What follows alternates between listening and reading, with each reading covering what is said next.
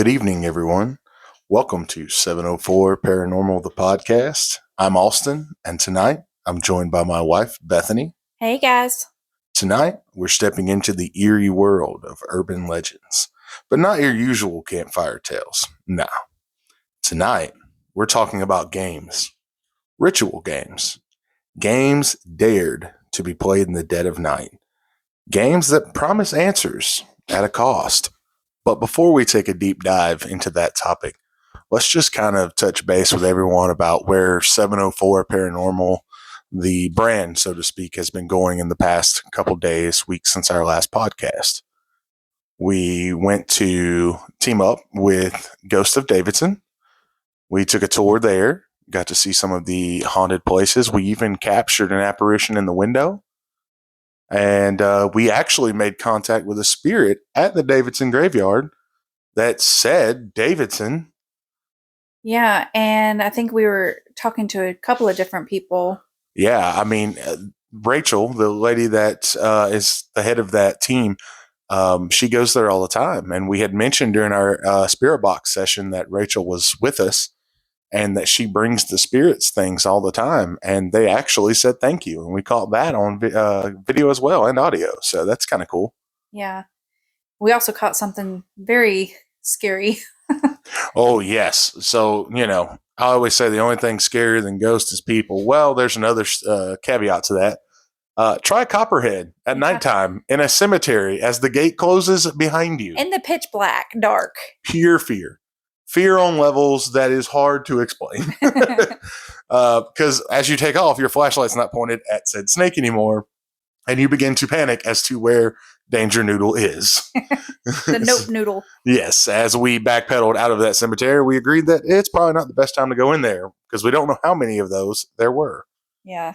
So we had the Davidson thing. We're looking forward to that. That's going to be a great partnership for us.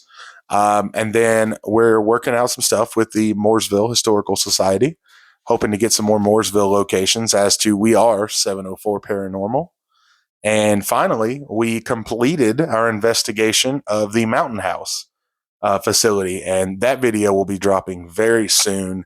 We captured some incredible evidence. We even have a scream captured 3 different times via audio that we cannot explain. So hopefully, if you're listening to the podcast, maybe you'll check some of the videos out. And if you do, and maybe you can help identify that sound, or maybe you've experienced a sound similar to that, comment on it. Let us know. We'd love to hear about it. So without further ado, let's dive into some of these ritual games and stories. Bloody Mary, the elevator game, Three Kings, and Charlie Charlie. What is it about these games that fascinate us?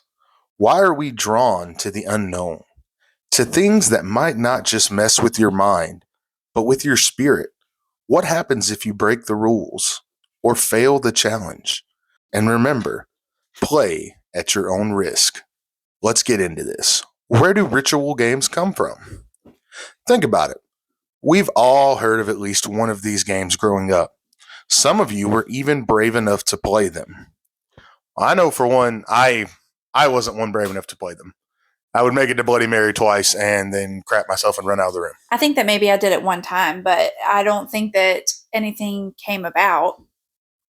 Well, it's sometimes, I don't know, rather be safe than sorry. So I remember all of the games growing up, and especially Bloody Mary. And to this day, I mean, I do paranormal investigations, but I just don't know if I'm going to go in the bathroom with the lights off and say that 3 times. Well, I have only ever tried Bloody Mary.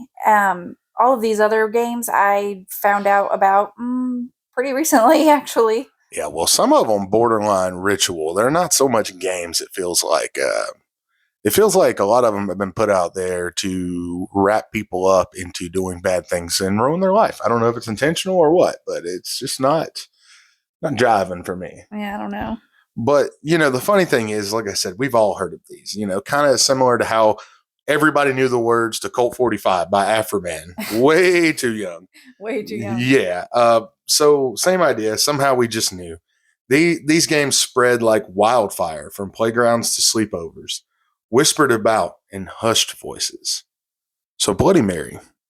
Here's an interesting origin story that I didn't know about until I started doing research for this. Historically, Bloody Mary is a ritual tied to summoning. And it's wild that we all knew about this as kids because the original version, a young woman walks up a flight of stairs backwards in a dark house holding a candle and a hand mirror. Sounds dangerous already, right? Well, she's supposed to see her future husband's face. But if she sees a skull or the Grim Reaper, it's a sign that she'll die before marriage. Well, I wonder what would happen if I did it as a married woman. I don't know. I don't know. If you see somebody else's face, let me know. We're gonna go find him. I'm gonna whoop his ass. I don't know. I don't know what to say. But it's just interesting because that's so much different than the version we play. Yeah, we play it in the bathroom. Yeah. And it does seem more ritualistic because you're talking about walking backwards, holding a candle, holding a hand mirror, and looking for a face. Yeah. Even on the movies, the paranormal activity movies, they play it in the bathroom. And I don't know. You would think that they would have it like the real, like, legendary way. Yeah, I mean, you would think so. I mean, I know that those movies are fake, but well, and as I was researching this, there was a lot of talk about this in the '90s and stuff, and that's kind of when we all, which granted, coming through school, showing a little age here, but that's where we all heard the story from. So I don't know if in pop culture it was portrayed as in a bathroom or something, maybe I don't know. but the original was much different. But both versions actually come from a form of catoptromancy, which, if you don't know what that is, or hopefully I pronounced it correctly, it's a form of like crystal gazing, looking into the mirror and trying to make contact with a spirit. Very, very, and I don't mean this to offend any of my witchy people, but very witchy. Yeah. So, today's version, the challenge is simple: go into a dark room with a mirror, chant Bloody Mary 3 times, or maybe 47 times, depending on where you read it. Ain't nobody got time for that. No, and I've read that on Reddit saying 47 times. I said, ain't no way. But, like I said, after 2, my chicken ass is out. Ain't no way I'm making it to 47. No. And if you summon her, do you know what your reward is? Nope. Screaming, cursing, strangling, scratched eyes, even your soul could be stolen. Holy moly. Not exactly a prize worth winning, right? No, I just don't see the benefits of this one. Was Bloody Mary a real person? This was interesting as I took a dive. Some believe she was Mary I of England, daughter of Henry VIII, known for burning over 300 Protestants at the stake. That's how she got the name Bloody Mary. Goodness. Others think she was Mary Worth, who repeatedly killed escaped slaves on the Underground Railroad. And finally, some believe she was a woman burned during the Salem witch trials. To me, the most logical explanation would probably be the one that was burned at the stake. Well, I would agree with you, except for the fact no witches were ever burned at the stake in the United States. But this was in England, right? Well, if it is in England, yes. Oh. If the lore, for some reason, Americans were always the most important. If it happened in America, because it does say Salem witch trials? Yeah. Oh, well then. If it says that, then that means it's in America. We never burned witches, we hung them. So and maybe it's not the most logical. Exactly. Which, yet again, that's a topic. We're going to have to do a separate whole episode on the Salem witch trials. Very interesting. And maybe not how you thought it went down. So that will definitely be a future one. Now, can you die from this game? Well, no documented deaths, despite what movies would want you to believe. People do report odd events. I mean, after all, you are toying with something you don't fully understand, which is ritualistic in nature, So one of my favorite things to do when researching, and sometimes it's just for comedy relief, I'll go on Reddit and I will look and see who's experienced something. What's their story? Now, there's a ton of stories out there where there's a lot more blood and craziness, but this one seemed a little bit more spooky to me because it could happen to pretty much anybody. So from Reddit user 1975 ARI, here's their story. I tried this game as a kid during the day. and nothing happened to me in the moment. However, the next day, my mom asked me why I got up in the middle of the night and started crying in the bathroom with the lights off. I didn't know what she was talking about at first and denied it. Eventually, it came back to me. I had woken up and started sobbing in front of the mirror. I didn't feel like a 9-year-old girl. I felt much older, like I was grieving something. It took me years to realize these two things might be connected. I'm not saying it was Bloody Mary, but it really freaked me out. At that age, I would have never gone into a dark bathroom with a mirror. I feel like I was channeling someone's sadness. I don't know, man. Shit is weird. Now, like I said, there's 100 more stories like that, many more violent. But this one stuck with me because lost time and sleepwalking, that's disturbing, And the thing is about it, we have children ourselves, we're parents too, and I know my child wouldn't go in a bathroom in the middle of the night with no lights on. No, But our kids are a little bit more chicken than that. yeah, so that holds merit to me. Like if she did, and then my next question is, why didn't mom go in there and get the baby and put it back in the bed? Mom probably didn't know. Oh, no, mom's the one that said, "Why did you get up in the middle of the night Oh, and go cry in the bathroom?" And I'm thinking, well, what mom's not going to go up there and put their baby back in the bed? yeah. No offense, Reddit user 1975 ARI. I'm just curious. So I guess you have a story that you'd like to share as well, right, honey? Yeah, I was also looking on Reddit, and this one was posted 4 years ago. The person who posted it looks like their account has been deleted since. But this one was kind of interesting because let me just read it. It says, "Me and my brother were desperate to find any kind of paranormal encounter, and we both figured Bloody Mary would be the easiest way to do so. We went into the bathroom, locked it, prepared ourselves for anything to happen. We said Bloody Mary 3 times and Hell waited, no. hearing nothing and figuring we had to say it 13 times. Around the eighth or ninth time we said it, we were interrupted by the saddest and most desperate sobbing coming from a woman. The sound came from behind a shower curtain, and it sounded like someone who had just experienced a painful loss.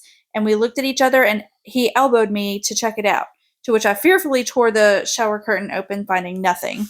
But my thing is like, what is it about a woman sobbing and behind a shower curtain? Because that's happened what in these both of these instances. Yeah, and if you go back to the history, like we said, Bloody Mary, if she was the woman in England that killed all those Protestants, why is she sobbing? Yeah.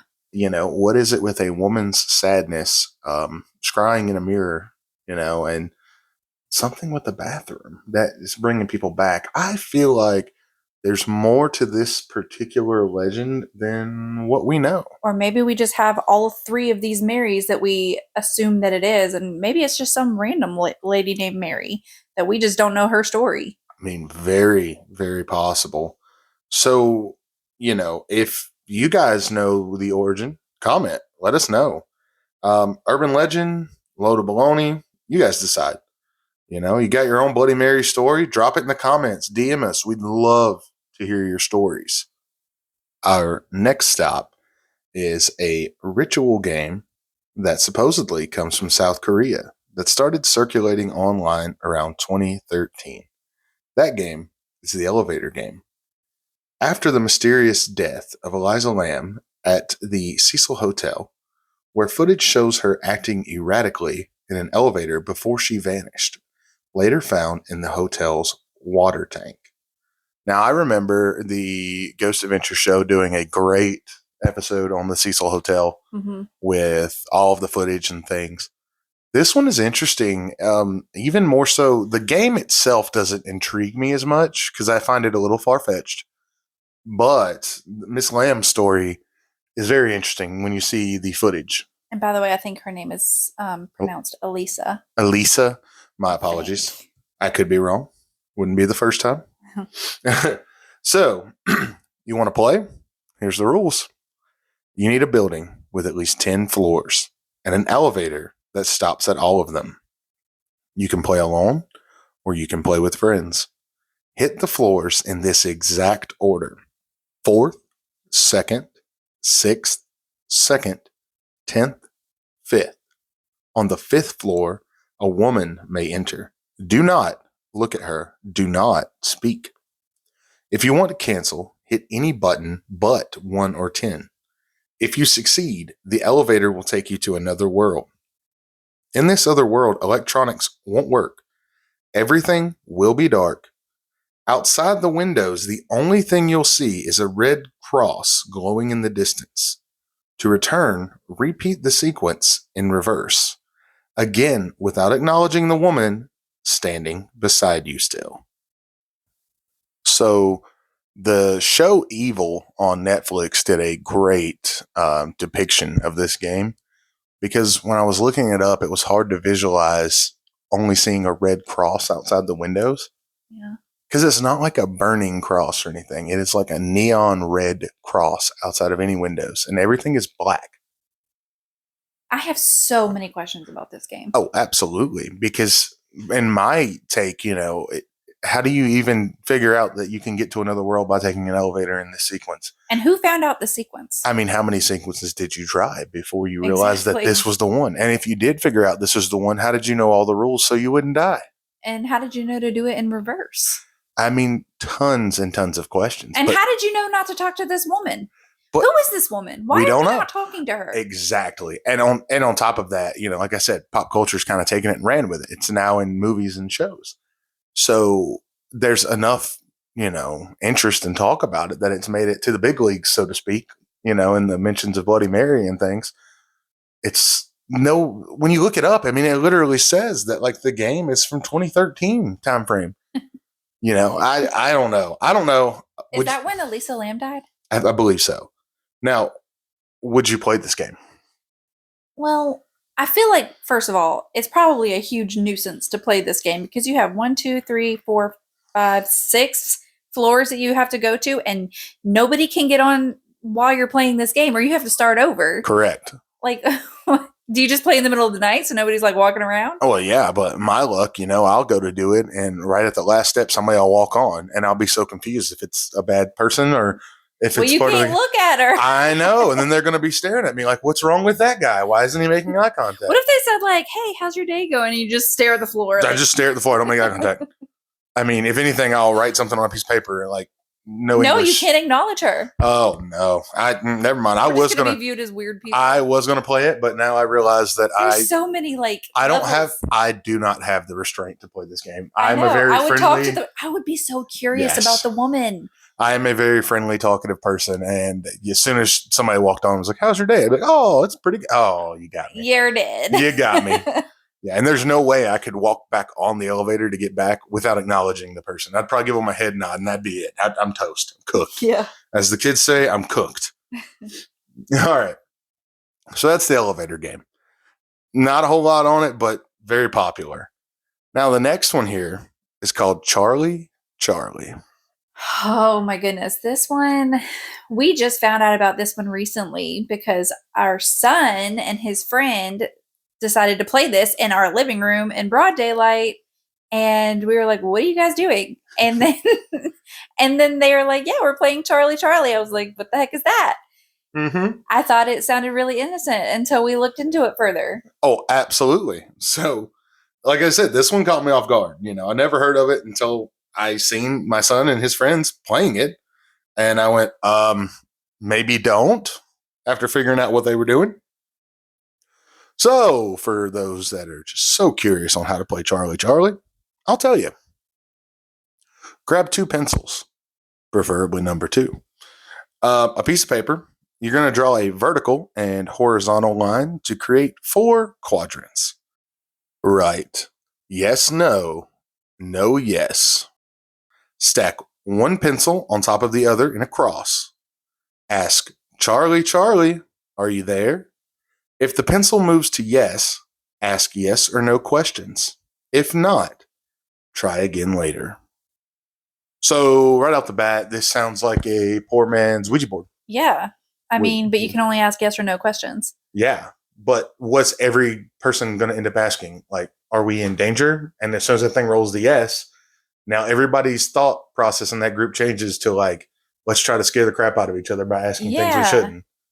And then pareidolia kicks in, and now you've had an experience and you're just absolutely shocked, and it sticks with you the rest of your life. My thing is, though, how does it work? Because you're not touching some kind of planchette. That's true, but So and you know the pencil movement thing. If you're playing outside, I mean, there's so many variables. I the could see it moving, wind. yeah, or somebody bumping the table or something. Maybe I don't know. This one's a little. Yet again, this Sounds one's really childish. it does, but some people swear by it. It claims to have Hispanic origins. I looked, I couldn't find anything concrete on Hispanic origins. More so, I found that it actually gained popularity in 2015 through viral videos. But irregardless, let's think about this. You are opening a door by trying to contact something that you don't know what it is. Yeah. You're not setting boundaries. You want to contact anything out there. Yeah. So if you are a hard believer in spirits, then you know you just ring the bell for anything, malevolent, regular spirits, whatever, to come talk to you, to enter your home, to anything. I mean, that's where it gets a little dangerous, you know? And these are little kids playing it. And how would they know that you have to say, goodbye or end the game properly? Correct. And I mean, there's no goodbye on the board, so you all have to verbally say it. And, you know, if it doesn't want to say goodbye, then what? Or if it doesn't answer you forever, you can't just walk away. Don't you have a story based on? You know, I do. So, like I said, as I research, I love to pull stories from Reddit.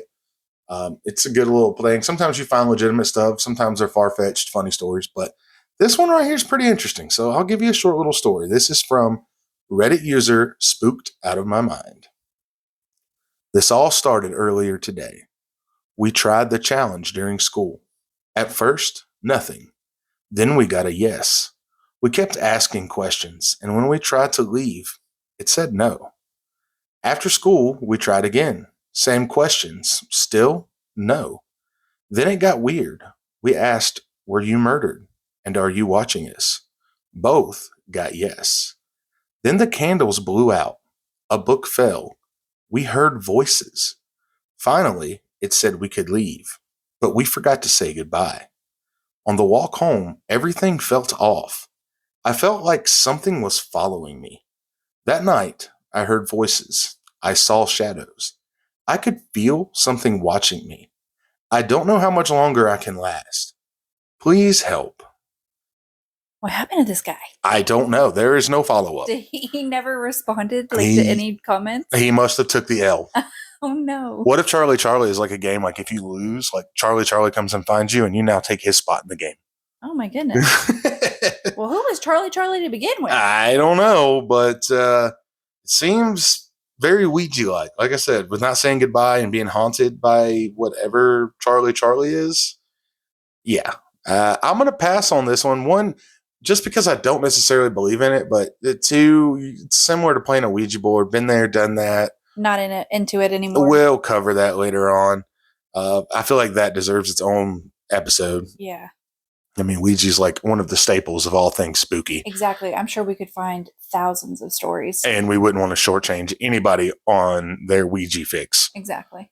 So moving on, our next game is called Three Kings. So this one's dark, like full ritual level dark. The origins trace back to Reddit's no sleep forums. Unlike the others, this one isn't folklore, it's modern, built entirely online.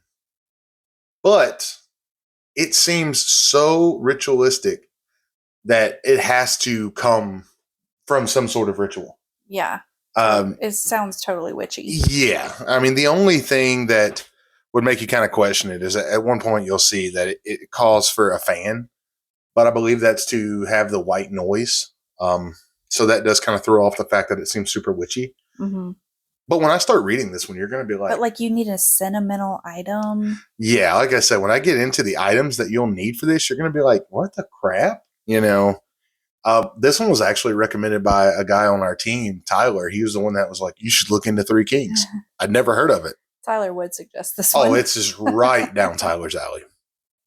So, what you need? A large, dark room with covered windows.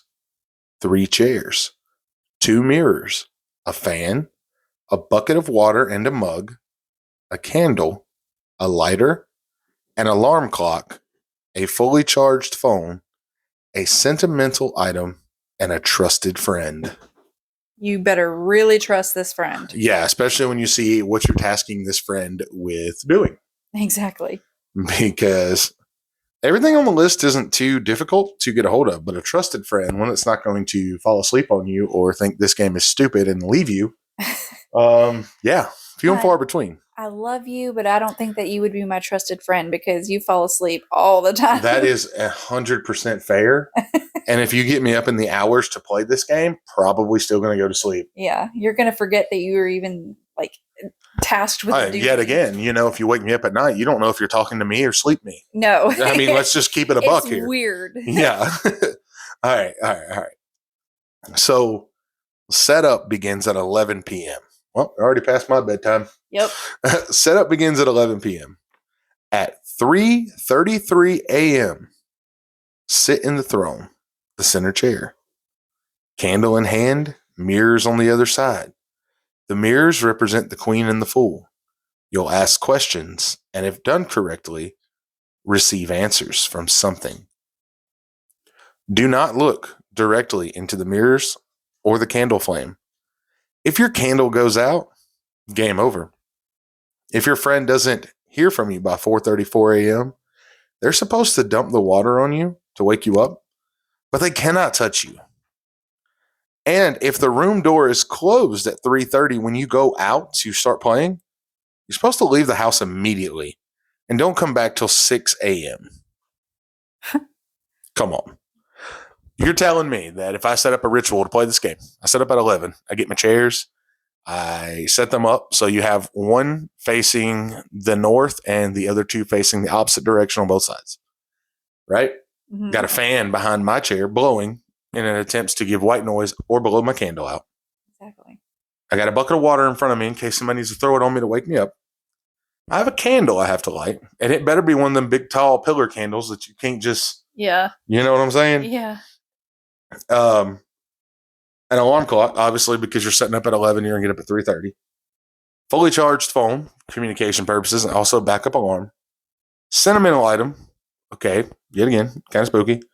And that trusted friend. And then if I go out there at 3:30 and the door is shut, my friend didn't shut it and I didn't shut it, I have to evacuate my home and everyone in it does till 6 a.m. Does this include the dogs? That's a lot. Are you kidding me? My luck, one of the kids would go by the room and shut the door. I know, and then we'd be like... And now I have to evacuate. I'm sitting at a Waffle House in a robe and flip-flops.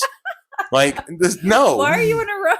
I don't know. It's just 3:30, I don't know about this one. So allegedly, if you do make contact and you get to talk to the queen or the jester or the fool, they will either answer in answers or questions. One's a liar, one tells the truth. But you don't know which one. And on top of that, the person outside the room allegedly can hear y'all speaking in whispers. So, what would you ask? I don't know. And what do you gain by this? I mean, so any answers you get, you don't know if they're true or a lie. So if you get the winning lottery numbers, good chance they're not the winning lottery numbers. Yeah, it's a 50-50. And apparently if someone touches you to wake you up, you're stuck. You can't get out of it. Ooh, like sleep paralysis. Yeah, well, similar. What was that game we were reading about the other day? Oh, Red Door, Yellow Door. I was reading about that. It's very similar. You go into a trance-like state, you're laying there, someone's rubbing your temples, and you say red door, yellow door, any other color door, and you chant that over and over again until the person laying on the ground's hands fall to their sides, which means they're visualizing the doors. Uh-huh. Now it's up to you to guide them through. They pick the doors, they ask permission to go in. If they see a person in all black, they're supposed to leave. Well, yeah. You tell them to leave. If they don't, they can become trapped in the game. Or if you wake them up while they're doing something like interacting, they can become trapped, like psychologically. So yet again, with Three Kings, same thing. You can become trapped if someone touches you to wake you up. So you got to throw water That's on me. insidious like. Very. Yet again, it seems malicious. It seems ritual like. It seems like you want Bobby from down the street who doesn't know anything about witchcraft protection, anything at all, to just hop into this and hope he comes out on the other side. Yeah, no, that doesn't sound like it's for me. I mean, like they said, what is it? The greatest trick the devil ever pulled was making mankind believe he doesn't exist. That's like one of the quotes I've read. So, all these non-believers that don't believe in spirits or ghosts or anything like that, they play games like this and they're like, this is stupid. And then they wonder why they have nothing but bad luck later on. Bad things happen to them in life. They feel like crap. They get depressed. I'm not saying all of that is 100% tied to anything spiritual. But I will say, if you mess with dark things tend to happen, especially if you're not protected. Yeah. Mess around and find out. Exactly. You wouldn't play tackle football without pads. So learn how to protect yourself if you're going to mess in this field. So as for Three Kings, I don't see myself playing it. No. I mean, I have buddies I might be able to be like, hey, go play Three Kings and film it. I want to post it on something. But I'm not playing it. We'll tell Tyler to do it. Yeah, we'll tell Tyler and Eric to do it. I know Eric would do it. Eric will do anything. Yeah. Anything at all. I was talking about him on the investigation we were setting up today. I was like, I got a guy. He'll sit in that room. Don't worry about it. And Eric, when you hear this, you'll be like, yep, that's me. So another game that we played when I was researching these, it's called Cat Scratch. Oh, yes, we just tried this.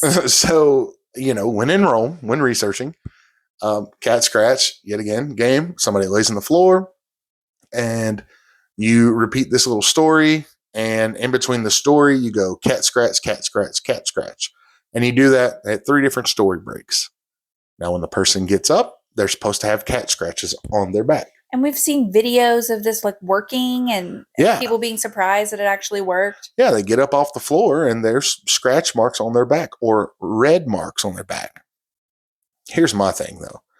If you go lay on a wooden floor or even like a firm carpet floor and your shirt rolls up, you're going to have those little... You're going to have red marks. Now, if you got something drawing blood, different story. Yeah, but the story's not that long. The story's not that long, and it doesn't really make sense. It doesn't really make sense. You know what? I think I'll share the story real quick. Let's hear that. So the first story I'm going to read is the one that we actually used when we played Cat Scratch. There once was an old lady who owned a cat. The cat was very nice. It meowed and purred. One day, the cat got hit by a car and died. Cat scratch, cat scratch, cat scratch. The old lady got a new cat. The cat was very mean. It hissed and clawed. Cat scratch, cat scratch, cat scratch. One day, the cat got hit by a car and died.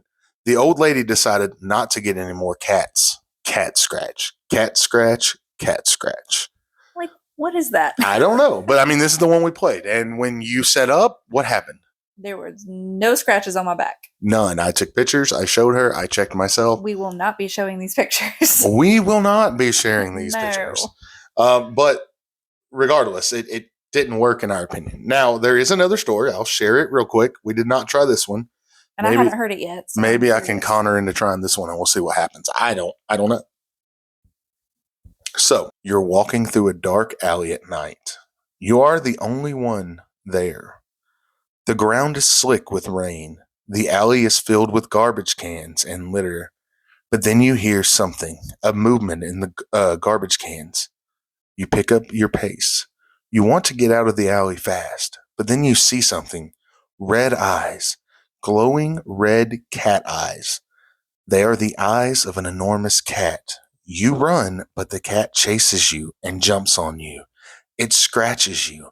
1, 2, 3. Cat scratch, cat scratch, cat scratch. See, this one sounds more creepy and scarier and made more sense. Well, so this is the one I actually saw in a lot more of the viral videos. Okay, well, we should have tried this one because this one would have terrified me. Well, and we can totally try that. The reason I went with the other one is it seemed more like a summoning thing. You say cat scratch multiple times throughout the story Yeah. to try to conjure something. In a way, what's that game? Light as a feather, stiff as a board. Yeah. You know how you just keep saying that? Yeah, and I've seen like videos of that working too, but everything's AI now that True. you Have can't you really tell. have you seen the one the TikTok one of the prison inmates doing it? No. Oh, it's a good one. The guy in the back is just like, oh hell no. Yeah, there's like 6 guys and they're around one guy on the table and they're doing it light as a feather, stiff as a board, and they do it like, I don't know, 10 times In a prison. oh yeah, well, things are different. You can apparently have a TikTok account now in prison. I don't know. I just work here. But also, prison's like probably more of the most haunted places ever. And yeah, folks might be, giving up a lot of things in there, not just their spirits, but the energy and stuff that is attached to it. But it works, right? Or at least it looks like it works in the video. And the guy in the back corner is like, "Get me the hell up out of here!" Oh hell no. That would be you. Oh yeah, 100%. As soon as I see these guys pick this one fellow way up in the air, but I would be the one frozen. I would like to think that 6 guys that work out all the time could pick one guy up. Don't you have to use 2 fingers? Yeah, and that's what I was going to get to but they didn't have their whole hand on him, so it was kind of weird that it worked. I mean, I've heard a lot of people of women playing this at girl sleepovers when they're teenagers. Oh yeah, a lot of people did that. I'm sure I've been to a sleepover once or twice that someone's tried that. And we can think, what movie was that? Oh, what movie was that? We watched the witches movies where they did it in it. It's not Charmed, right? That's a TV series. Yeah, that's a TV series. An old one. Somebody on here is going to listen to this podcast and be like, "It's this movie." Our minds are just going blank. Oh my gosh, it's going to drive me crazy. There's 2 of them. The second one's not that great, but the first one's good. Dang it, I can't think of it. But yeah. So anyway, the reason the second one, like I said, it didn't have enough cat scratch in it. But after hearing the story out loud, I could see that. You're laying in the floor, and as I'm telling the story, you're kind of visualizing this cat, these red eyes. I'm hearing noises as we're talking about it right now. and another thing before we get off of here, I actually have another funny story I'd like to share how my wife scared the crap out of me the other day. So I'm in the living room and I'm reading through a text that's a witchcraft related text to learn symbolism and things of that when we're out on a case. And I, for some reason, was like, let me read this little incantation out loud. And I get to like one line from the end and I just hear something go boom and smack the wall. Like somebody threw something. I didn't see my wife. She threw a freaking dog ball. No, I kicked it. And it hit the wall. And then she comes in and she's like, what noise? And I'm like, I closed the book because I was like, well, that's enough of this. And I told her what I was doing. And then she just bust out laughing because she's like, that was me. It's a good day when I can prank you. You're not easily pranked. You're not wrong, but when you're reading some of those texts, I didn't even know that that's what you were reading. I didn't hear you reading it, and I just decided to kick it, and it hit the chalkboard thing, not the wall. And that chalkboard thing makes a lot of noise because it just rattles. You scared the crap out of me. And he was like, Bethany. And I stood there for a second, and I got a little giggle, and then I walked in there straight faced, and I said, "What?" He's like, was that you? I said, what are you talking about? That noise? No, I thought that was you. And then he was like, closing the book. I'm done with this. Yep. And I haven't picked it up since. I'm going to get back into it. I will. I have to live through the trauma first. Oh, that was great. But guys, this has been our story on some of these games. Have you played one of these games? What happened or didn't happen? Do you think they're dangerous or just a load of crap? Leave us a comment, DM us, or email your story. We might feature it on an upcoming episode. Make sure you follow us on YouTube, Facebook, Instagram, TikTok, and now we're on Spotify. In closing, remember, rules exist for a reason. If you're brave enough to play, be wise enough to follow them. Until next time, keep your mirrors covered and your lights on. This is 704 Paranormal, the podcast.